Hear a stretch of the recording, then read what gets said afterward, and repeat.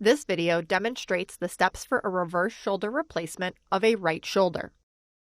After the surgical approach is completed, the surgeon will position instruments to help guide the removal of the arthritic humeral head or ball of the shoulder. Once the instruments are placed, the ball is removed with a saw. A protective cap is then placed on the cut bone and attention is turned to preparing the glenoid socket. All remaining cartilage is removed from the surface of the socket and a pin guide is positioned. A pin is introduced into the central hollow portion of the guide. This pin remains and the guide is then removed. Several instruments are introduced over this pin to perform steps that prepare the bone for the final implant, including sizing and soft tissue removal.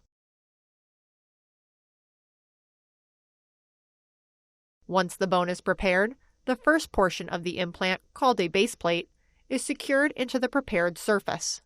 Smaller screws are placed along the periphery of the base plate to provide additional fixation.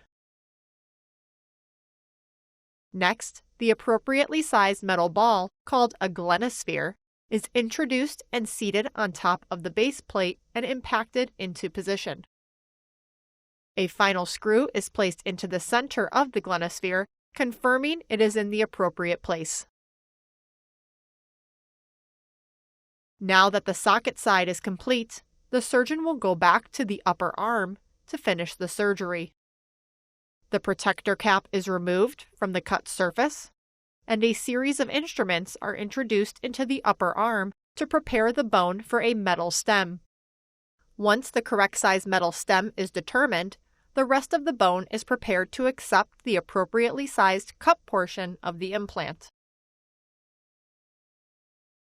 With all sizes determined, the surgeon is ready to place final implants.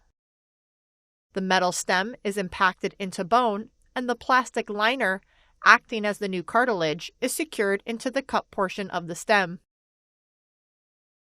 The joint can now be reduced into place, and the surgeon takes the shoulder through different motions to check for stability of the joint.